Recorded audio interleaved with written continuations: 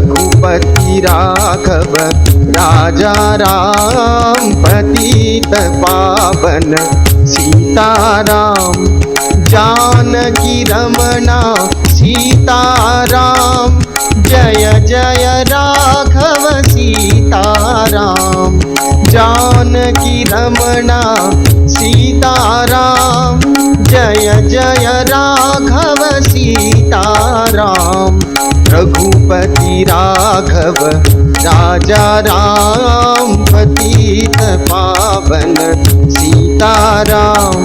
जम्मू काश्मीर आणि लडाख यावर रघुवेंद्र तन्वर यांनी एक पुस्तक लिहिलं आणि त्या पुस्तकाचं प्रकाशन देशाचे गृहमंत्री अमित शहा यांच्या हस्ते झालं। या पुस्तक प्रकाशन सोहळ्यानिमित्त अमित शहा यांनी जम्मू काश्मीर लडाख यासह भारताच्या संस्कृतीबद्दल भाष्य केलं। 370 कलम हटवल्यामुळे काश्मीरमध्ये काय बदल झालेला आहे हे सुद्धा सांगितलं। मात्र माध्यमांमध्ये अशी चर्चा रंगायला लागली की अमित शहा यांचं म्हणणं असं आहे की काश्मीरचं नाव कश्यप असू शकतं। अमित शहा खरंच असं बोललेले आहेत का, की माध्यमांनी विनाकारण खोडसाळपणा करत अमित शहा यांच्या विधानाचा विपर्यास केलेला आहे? हे आजच्या व्हिडिओमध्ये तुम्हाला नक्कीच जाणवेल मित्रांनो। अमित शहा यांच्या त्या पूर्ण भाषणाचा व्हिडिओ आता तुम्ही बघणार आहात। अमित शहा यांच्या या भाषणाच्या पूर्ण व्हिडिओला सुरुवात करण्या अगोदर छोटीशी विनंती, प्रभू श्री रामांच्या मूळ पवित्र राम भजनाच्या व्हिडिओची लिंक या व्हिडिओच्या डिस्क्रिप्शन बॉक्स मध्ये दिलेली आहे। लिंकला क्लिक करा आणि प्रभू श्री रामांचं मूळ पवित्र राम भजनच ऐका आणि हेच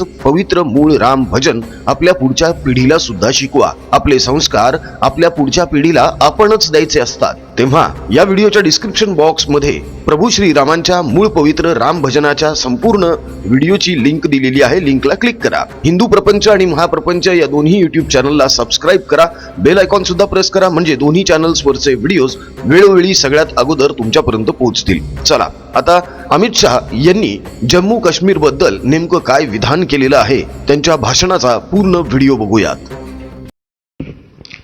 आज जिनके निमंत्रण पर मैं यहाँ उपस्थित हुआ हूं, ऐसे मेरे मित्र और जिन्होंने सफलतापूर्वक नई शिक्षा नीति को केजी से पीजी और उच्च शिक्षा तक सफलतापूर्वक लागू किया है, ऐसे हमारे देश के शिक्षा मंत्री श्रीमान धर्मेंद्र प्रधान जी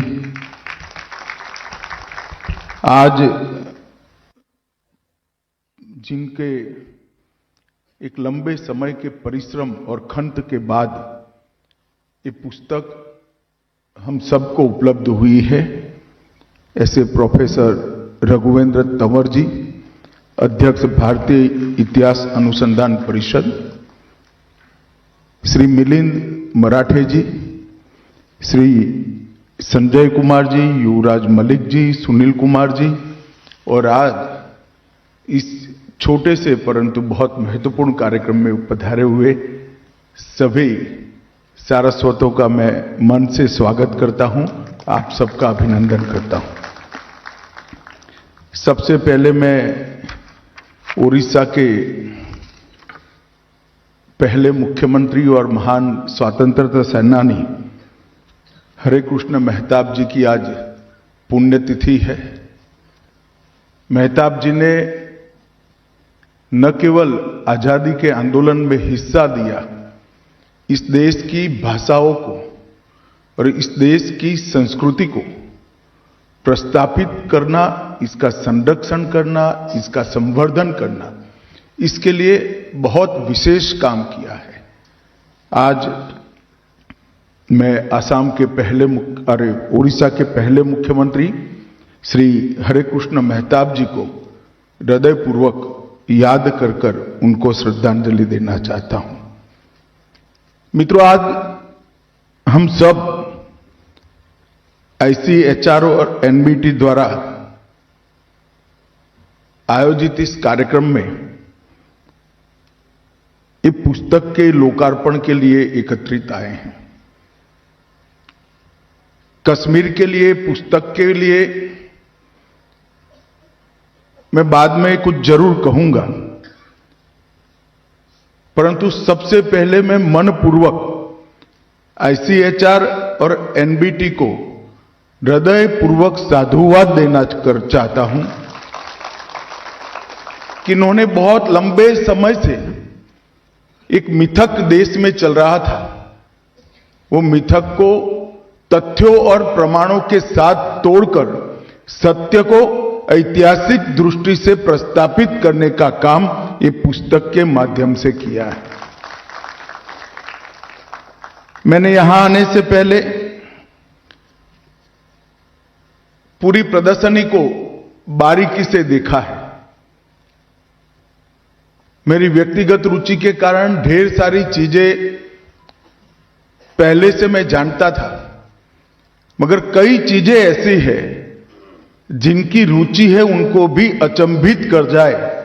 इस प्रकार की ऐतिहासिक तथ्यों को एक स्थान पर, एक पुस्तक में, एक प्रदर्शनी में एकत्रित कर इसके प्रमाणों के साथ देश और दुनिया के सामने रखना, ये बहुत बड़ी उपलब्धि है।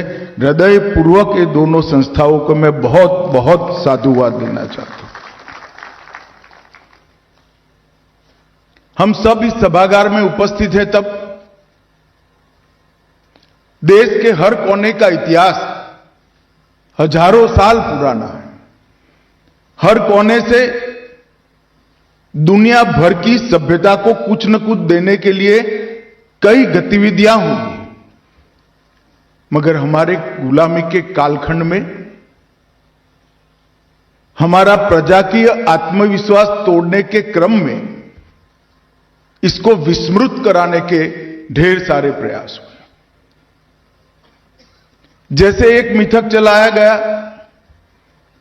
कि देश कभी एक था ही नहीं। ये देश की आजादी की कल्पना ही बेईमानी है, क्योंकि कभी ये देश ही नहीं था। और ढेर सारे लोगों ने इस असत्य को स्वीकारा। जब इसके मूल में जाते हैं तो हमें मालूम पड़ता है कि अंग्रेजों के समय में लिखे गए इतिहास में शायद इनकी कोई खराब इरादा नहीं होगा, परंतु इनके अल्प ज्ञान के कारण उनकी देश की व्याख्या ही गलत थी। एक प्रकार से देखें तो दुनिया भर के देशों का अस्तित्व जियो पॉलिटिकल अस्तित्व है, बाउंड्रीज से बने हुए देश हैं। या तो किसी युद्ध से जन्मे हैं या तो किसी समझौते से जन्मे हैं। पूरी दुनिया में एकमात्र देश भारत ऐसा देश है जो जियो कल्चर देश है, जिसकी बाउंड्री संस्कृति से निर्माण हुई।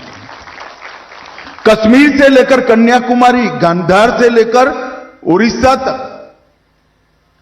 और बंगाल से लेकर गुजरात तक, पूरे देश में कहीं पर भी आप घूम लीजिए, हम संस्कृति से जुड़े हुए देश हैं। इस देश की व्याख्या वो नहीं कर सकते जिनके मन में देश की कल्पना जियो पॉलिटिकल है, भू राजनीतिक है। इस देश को वही समझ सकते हैं जिनके मन में भू सांस्कृतिक देश की कल्पना सिद्ध हुई है या तो उसकी जानकारी है।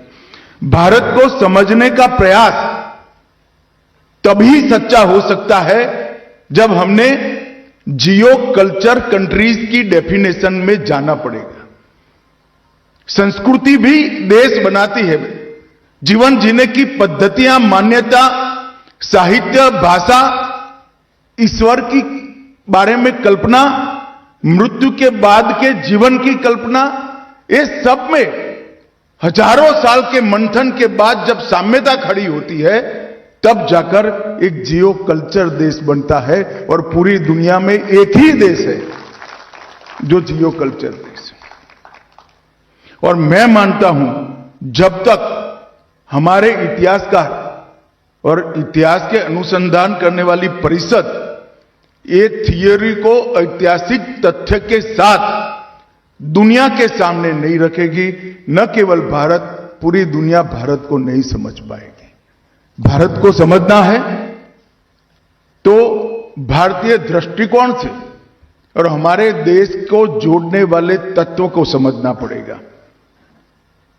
यही हुआ जम्मू कश्मीर और लद्दाख के इतिहास के साथ यहां किसने शासन किया, कौन रहा, किसने क्या अनुबंध किया, किसने क्या एग्रीमेंट किया, इसके आधार पर तथ्यों को तोड़ मरोड़ कर कश्मीर कहां था, लद्दाख कहां था, इसकी मीमांसा करना मेरे हिसाब से बेमानी है और वो इतिहास को वक्र दृष्टि से देखने वाले इतिहासकार ही कर सकते हैं। स्मृति भ्रंश से दोषित इतिहासकार ही करते हैं, जिनकी स्मृति में हमारा गौरवशाली इतिहास है, वो ऐसी गलती नहीं कर सकते। आज इस पुस्तक से ये बात सिद्ध हो गई है कि भारत के कोने कोने में जो संस्कृति, भाषा, हमारी लिपियां, आध्यात्म के विचार, तीर्थ स्थलों की कला, व्यापार और वाणिज्य बिखरा पड़ा है, वो कम से कम 10,000 साल से कश्मीर में उपस्थित था और वहीं से देश के बहुत सारे हिस्से में आया। जब ये बात सिद्ध होती है तो अपने आप कश्मीर का भारत के साथ जुड़ाव का प्रश्न ही बेमानी हो जाता है। लगभग 8,000 साल के पुराने ग्रंथों में से तंवर साहब ने ढूंढ ढूंढ कर कश्मीर का जिक्र निकालकर यहां प्रस्तापित किया है। और जब एक ग्रंथ कश्मीर और झेलम की बात करते हैं तब कोई नहीं कह सकता कि कश्मीर किसका है। कश्मीर भारत का अविभाज्य अंग पहले भी था, आज भी है और हमेशा के लिए रहने वाला है। इसको कोई कानून की धाराओं से अलग नहीं कर सकता और अलग करने का प्रयास किया भी था। अंततोगत्वा समय ने वो धारा को ही हटा दिया और सारी बाधाओं को दूर कर दिया। मित्रों, आज इस पुस्तक और इस प्रदर्शनी में कश्मीर, लद्दाख और शैव और बौद्ध धर्म का संबंध बहुत अच्छे तरीके से प्रस्तापित कर दिया है। लिपि, ज्ञान प्रणाली, आध्यात्म और संस्कृति और भाषाएं, इसको भी बहुत अच्छे तरीके से प्रमाणित किया है। मंदिरों के खंडहर में पड़ी हमारी कला, प्रतिमाओं का चित्रांकन, इसने प्रस्तापित कर दिया है कि कश्मीर भारत का ही हिस्सा है। एक प्रकार से बौद्ध धर्म की पूरी यात्रा नेपाल से काशी होकर मगध तक, बिहार तक, और मगध से कश्मीर होकर गांधार तक, अफगानिस्तान तक की पूरी यात्रा इस पुस्तक की अंदर जिन चीजों का रेफरेंस है उसको देखोगे तो आपको मालूम पड़ जाएगा कि पूरी यात्रा का हमारा कश्मीर अविभाज्य अंग है। सिंधु सरस्वती सभ्यता, मगध से गांधार तक, मैंने पहले कहा, ऐसे बौद्ध धर्म की यात्रा, बौद्ध धर्म के अंदर भगवान बुद्ध के बाद परिष्कृत किए गए सिद्धांतों का जन्मस्थान भी कश्मीरी था। चौथी जो परिषद हुई और ये चौथी परिषद में जो सिद्धांत प्रस्तापित किए गए, जो आज के विद्यमान बौद्ध धर्म के सिद्धांत है, वो भी उसकी जनक भूमि कश्मीरी थी। द्रास, लद्दाख की मूर्तिकला, स्तूपों की चर्चा और चित्र, विभिन्न मंदिरों के आक्रांताओं के द्वारा तोड़े गए मंदिरों के खंडहरों के चित्र और संस्कृत का जम्मू कश्मीर में उपयोग का रात तरंगिणी में वर्णन, महाराजा रणजीत सिंह का पराक्रम, डोगरा वंश का समावेशी शासन और सन 47 के बाद हुई गलतियां और वो गलतियों के सुधार तक का पूरा कश्मीर का 8,000 साल का इतिहास इतने छोटे से पुस्तक में एक पात्र के अंदर पूरी गंगा जैसे कोई समाहित कर दे, इस प्रकार से समाहित करने का एक बहुत बड़ा पुरुषार्थ हुआ है। मित्रों, इतिहास बहुत व्यापक भी होता है और बहुत कटु भी होता है। कई सारे ऐतिहासिक संदर्भ ग्रंथों का भी और ऐतिहासिक पुस्तकों का भी मैंने बहुत बारीकी से अध्ययन किया है, मगर मुझे लगता है कि एक कालखंड आया 150 साल का, जिनके इतिहास का मतलब था दिल्ली दरीबे से बिल्ली मारन तक और लुटियन से दिल्ली के जिमखाना तक, यही इतिहास सिमट कर रह गया था। इतिहास यहां बैठकर नहीं लिखा जाता, लोगों के बीच में जाकर इसको समझना पड़ता है, उनकी बोलियों को, इनकी भाषाओं को, इनकी संस्कृति को, उनकी जीवन पद्धति को, जीवन में किस सिद्धांत के प्रति विश्वास है, इसको समझना पड़ता है। तब ऐतिहासिक सत्य समुद्र मंथन की तरह बाहर आता है। शासकों को खुश करने के लिए लिखे गए इतिहास से निजात पाने का समय अब आ गया है और भारत के इतिहासकारों को मैं इस कार्यक्रम के माध्यम से अपील करना चाहता हूं, आत्मविश्वास के साथ, तथ्यों के साथ, प्रमाणों के साथ हजारों साल पुरानी अपनी संस्कृति के इतिहास को हम हमारे दृष्टिकोण से लिखें और दुनिया के सामने गौरव के साथ प्रस्तापित करें।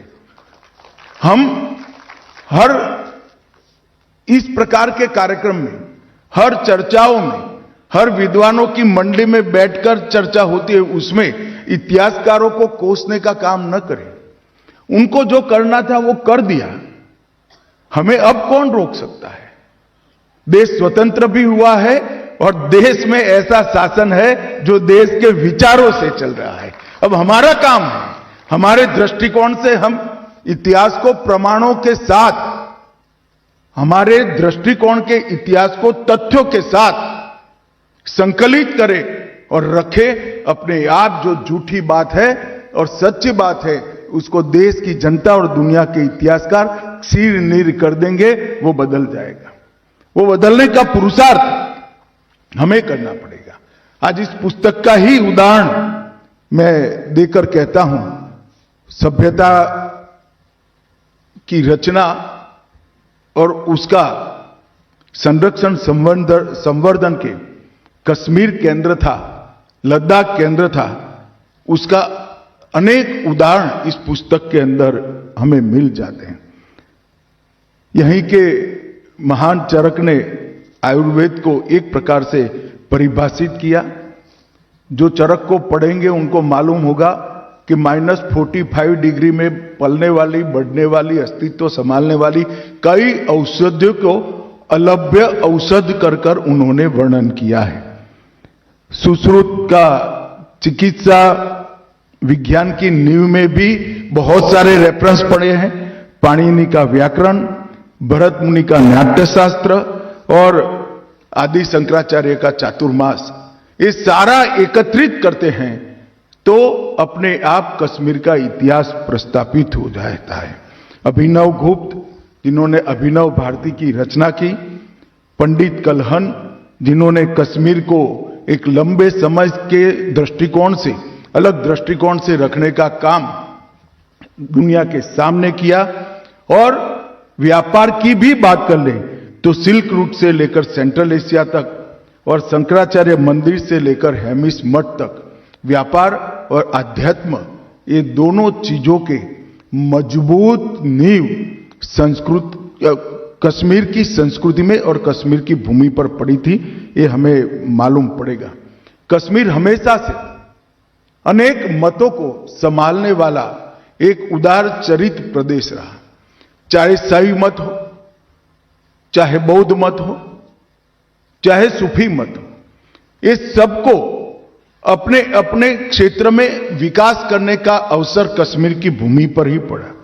चाहे विदुषी लल्लेश्वरी हो, वसुगुप्त हो, कल्लट हो या अभिनव गुप्त, ये सब ने अपने विचारों को और उनके जीवन को देखने के दर्शन को बहुत अच्छे तरीके से कश्मीर पर ही, कश्मीर की भूमि पर ही उकेरने का काम किया। हम सब जानते हैं कश्मीर को कश्यप की भूमि का भी नाम से जाना जाता है। शायद हो सकता है कि इनके नाम से ही कश्मीर का नाम पड़ा होगा, परंतु जैसे मैंने आगे उल्लेख किया, बौद्ध धर्म की चतुर्थ काउंसिल सम्राट कनिष्क के समय में कश्मीर में ही संपन्न की गई और वहां पर अनेक प्रकार के नवाचारों को स्थान दिया गया और भाषाओं की विविधता जो भारत की एक बहुत बड़ी स्ट्रेंथ है वो भी कश्मीर में इसकी अनुभूति होती है। और मैं आज निश्चित रूप से इस मौके पर देश के प्रधानमंत्री जी का बहुत बहुत धन्यवाद देना चाहता हूं क्योंकि 2 यूटी बनाकर दोनों यूटी की राज्य की अधिकृत भाषाओं में कश्मीरी, डोगरी, बाल्टी, लद्दाखी और झंस्कारी ये सारी भाषाओं को समावेश करने का काम नरेंद्र मोदी जी ने कर भाषाओं को एक नया आयु देने का काम किया। हिंदी, संस्कृत, अंग्रेजी इसको भी नकारा नहीं, परंतु इसके साथ इतनी अल्प संख्या में बोली जाने वाली सभी भाषाएं कश्मीरी, डोगरी, बाल्टी, लद्दाखी, झंस्कारी ये सभी को शासन की स्वीकृति देकर, शासन की भाषा बनाकर, शासन की भाषा का पत्राचार का विकल्प बनाकर एक लंबा आयुष्य देने का काम हमारे प्रधानमंत्री जी ने कहा है, किया है। और मैं जरूर कहना चाहता हूं कि जब कश्मीर के 2 LG के 2 यूटी के निर्माण के बाद भाषाओं की चर्चा होती थी, प्रधानमंत्री जी का आग्रह था कि कश्मीर की छोटी आबादी में बोले जाने वाली मूल कश्मीरी भाषा को हमें स्थान देना है और उसको जीवित रखना है। मित्रों, ये बहुत बड़ा एक देश का प्रधानमंत्री देश की संस्कृति और भाषा के संरक्षण के लिए कितना संवेदनशील हो सकता है, इसका एक बहुत बड़ा उदाहरण है। मित्रों, हमेशा कट्टरपंथियों का, लूट खसोट करने वालों का और राज्य का विस्तार की एक प्रकार की घृणित विचार को लेकर आक्रांताओं का कश्मीर हमेशा से शिकार रहा, मगर फिर भी समय समय पर बहादुरी के साथ ललितादित्य हो, कोटा रानी हो, वीर बाहू हो, सबने मक्कमता से इसका सामना भी किया और इस सब के बावजूद भी कश्मीर की अपनी पहचान को समाहित करने का, संरक्षित करने का बहुत अच्छा प्रयास किया। धर्मेंद्र जी ने धारा 370 का जिक्र किया है। धारा 370 और 35 ये हमारे देश को एक प्रकार से हमारे देश के साथ कश्मीर को एक रूप होने से रोकने वाले व्यवधान थे। उस वक्त भी डॉक्टर तंवर ने कहा, उस वक्त भी जनता ना चाहती थी ना लोग चाहते थे। संविधान सभा में भी बहुमत नहीं चाहता था कि धारा 370 संविधान का हिस्सा बने। खैर, मगर बन गया। मगर कुछ दृष्टिवान लोग भी थे जिन्होंने जब हिस्सा बना तब टेम्पररी प्रोविजन लिखना जरूरी समझा। और मित्रों, जो चीज कृत्रिम होती है, प्राकृतिक नहीं होती है, नेचुरल नहीं होती है, वो उसका आयुष्य लंबा नहीं होता है। और नरेंद्र मोदी जी के दृढ़ संकल्प ने 5 अगस्त 2019 को धारा 370 को समाप्त कर एक कलंकित अध्याय हमारी आजादी का समाप्त करने का, आजादी के बाद के इतिहास का समाप्त करने का काम किया। और वहीं से कश्मीर का भारत के साथ, बाकी भारत के हिस्सों के साथ ही विकास का अध्याय शुरू होता है। कई बार मुझे कई लोग प्रश्न पूछते हैं कि धारा 370 और आतंकवाद का क्या रिश्ता है। उनको मालूम नहीं है, धारा 370 ने ही घाटी के युवाओं के मन में अलगाववाद का बीज बोने का प्रयास किया। मुस्लिम आबादी देश के कई हिस्सों में है, किसी भी स्थान पर क्यों आतंकवाद नहीं आया? फिर एक दलील देते हैं पाकिस्तान से सटा हुआ है। गुजरात भी पाकिस्तान से सटा हुआ है, राजस्थान भी पाकिस्तान से सटा हुआ है, क्यों वहां आतंकवाद नहीं आया? धारा 370 ने भारत और कश्मीर का जुड़ाव टेम्पररी है, ऐसा एक भ्रांति फैलाने का काम किया, जिसने अलगाववाद के बीज बोए, जो आने वाले दिनों में आतंकवाद में परिवर्तित हुए। और ये दुर्भाग्यपूर्ण बात है कि 40,000 से ज्यादा लोग आतंकवाद के बलि चढ़ गए। कश्मीर का विकास दशकों तक पीछे चला गया और कश्मीर के अंदर सालों तक आतंकवाद का नंगा तांडव होता रहा और देश मूक दर्शक बनकर देखता रहा।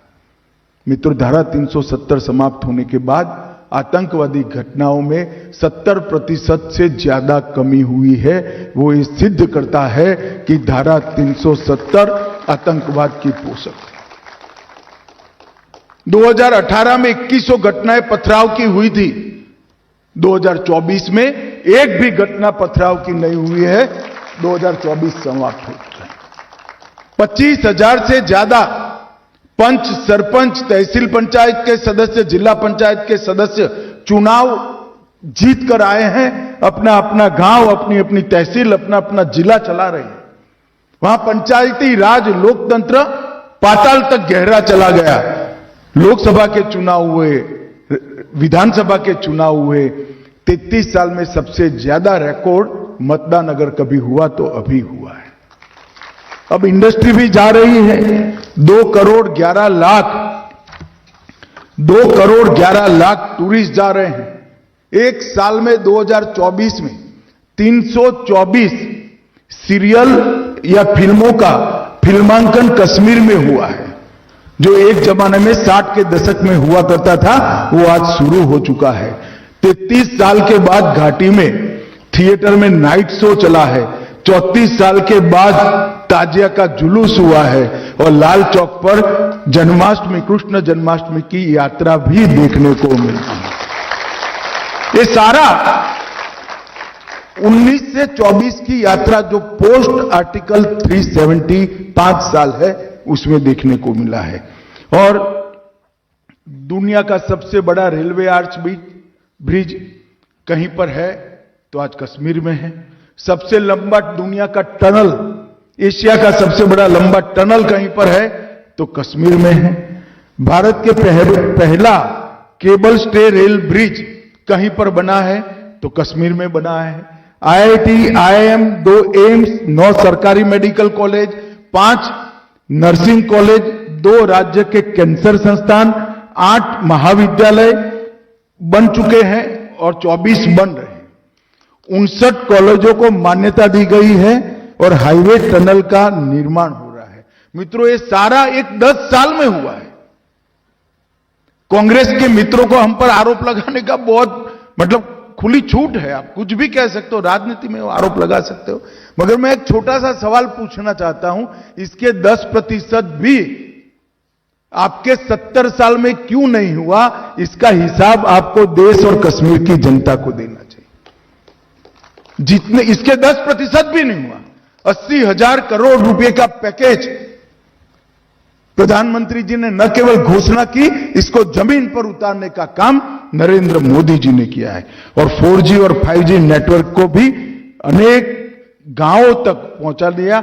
ऑलमोस्ट 87% कवरेज आज हो चुका है। मित्रों, और मैं आज कहना चाहता हूं कि हमने न केवल आतंकवाद पर कंट्रोल पाया है, इसको रोकने में सफलता प्राप्त की है, हमने आतंकवाद की इकोसिस्टम को भी घाटी में से पूर्णतया समाप्त करने का काम नरेंद्र मोदी सरकार ने किया। और ये सब इस भूमि के लिए हुआ है, जो भूमि का देश और दुनिया की सभ्यताओं में बहुत बड़ा योगदान है। हमारे देश की भाषाओं को, हमारे देश के व्याकरण को, हमारे देश के कई प्रकार की विधाओं को कश्मीर के विद्वानों ने समृद्ध किया है। और कुछ चीजें तो ऐसी है, संस्कृत का व्याकरण हो या नाट्य शास्त्र, जिसमें बहुत बड़ा हिस्सा कश्मीर के विद्वानों का रहा है। और मित्रों, आज मुझे आनंद है कि कश्मीर एक प्रकार से फिर से एक बार हमारे भू सांस्कृतिक राष्ट्र भारत का अभिन्न अंग बनकर भारत के साथ ही विकास के रास्ते पर चल पड़ा है। वहां पर भी लोकतंत्र प्रस्थापित हुआ है और मुझे विश्वास है कि जो कुछ भी हमें गवाया है वो हम जल्दी प्राप्त कर देंगे। पूरा विश्वास है। न केवल भौतिक विकास, कश्मीर की सांस्कृतिक ऊंचाइयों को भी हम बहुत जल्द प्राप्त करेंगे। आधुनिकता को तो स्वीकारेंगे ही, मगर हमारा चीर पुरातन जो गौरव है उसको भी प्राप्त करेंगे। इतिहास के वो अमर पन्नों को फिर से एक बार सृजित कर कर जमीन पर उतारने का काम भी कश्मीर की जनता करेगी, इसका मुझे पूरा विश्वास है। आज मैं इतना ही कहना चाहता हूं कि श्यामा प्रसाद मुखर्जी ने, जिन्होंने सबसे पहले एक देश में दो विधान, दो प्रधान, दो निशान नहीं होंगे कर कर अपना बलिदान दिया था, श्यामा प्रसाद मुखर्जी का एक वाक्य है, जम्मू और कश्मीर केवल भारत का अंग नहीं है, ये भारत की आत्मा का अभिन्न हिस्सा है। और इस पुस्तक ने ये सिद्ध कर दिया है कि हमारी संस्कृति का अभिन्न हिस्सा जम्मू कश्मीर और लद्दाख है, इसको कोई अब नकार नहीं सकता। मैं फिर से एक बार पुस्तक के लिए काम करने वाली पूरी टीम का और विशेषकर रघुवेंद्र तंवर जी का बहुत बहुत आभार और धन्यवाद करना चाहता हूं कि इन्होंने बहुत मेहनत के साथ 8000 साल के इतिहास को खंगाल कर 100-150 पेज के अंदर समाहित करने का काम किया है। ये बड़ा भगीरथ काम था, सफलता से आपने किया है। बहुत बहुत साधुवाद, धन्यवाद। वंदे मातरम। जम्मू काश्मीरच्या लाल चौकामध्ये तिरंगा फडकवला जाणे आणि श्रीकृष्ण जन्माष्टमीची यात्रा तिथून निघणे ही संपूर्ण भारतासाठी गौरवाचीच गोष्ट आहे। 370 कलम हटवल्यामुळे जम्मू काश्मीरमध्ये काय काय बदल घडलेले आहेत हे तर तुम्ही नुकतंच अमित शहा यांच्याकडून ऐकलेले आहे मित्रांनो। यामध्ये अमित शाह यांनी भारताची संस्कृती आणि जम्मू काश्मीर यांचा किती सुंदर संबंध आहे हे सुद्धा सांगितलं। तेव्हा जम्मू काश्मीर हा भारताचा अविभाज्य भाग आहे हे कोणीही अमान्य करूच शकत नाही। मात्र विरोधी पक्ष आणि आपला खोडसाळ मीडिया अमित शहा यांच्या विधानांचा विपर्यास करून पुन्हा एकदा देशामध्ये अस्थिरता निर्माण करण्याचा प्रयत्न करत आहेत। मात्र एखाद्या नेत्याचं संपूर्ण म्हणणं ऐकून घेतल्याशिवाय त्यावर टिप्पणी करणं हे अत्यंत चुकीचं आहे। हेच या व्हिडिओच्या माध्यमातून आम्हाला तुमच्यापर्यंत पोहोचवायचं होतं। अमित शहा यांच्या या व्हिडिओबद्दल, यांच्या या भाषणाबद्दल तुमचं जे काही मत आहे कमेंटमध्ये नक्की कळवा। आमचा कमेंट बॉक्स तुमच्या प्रतिक्रियांसाठी नेहमीच आतुर असतो, तेव्हा पटापट कमेंट्स करायला सुरुवात करा। हिंदू प्रपंच महाप्रपंच या YouTube चॅनल्सला सबस्क्राईब करा, बेल आयकॉन सुद्धा प्रेस करा, म्हणजे दोन्ही चॅनल्सवरचे व्हिडिओज वेळोवेळी सगळ्यात अगोदर तुमच्यापर्यंत पोहोचतील। महाप्रपंचची केवळ 89 रुपयांपासून सुरू होणारी मेंबरशिप आवर्जून घ्या आणि महाप्रपंचच्या टीमला नव्या योजना, नवे उपक्रम राबवण्यासाठी सहकार्य करा। राजकीय बातम्या, राजकीय घडामोडी, राजकीय अपडेट्स रंगतदार पद्धतीने जाणून घेण्यासाठी बघत रहा महाप्रपंच। पुन्हा भेटूया पुढच्या व्हिडिओमध्ये। जय हिंद, जय महाराष्ट्र, वंदे मातरम, जय शिवराय, जय शंभूराजे, जय भवानी, जय जगदंब, भारत माता की जय, जय श्रीराम।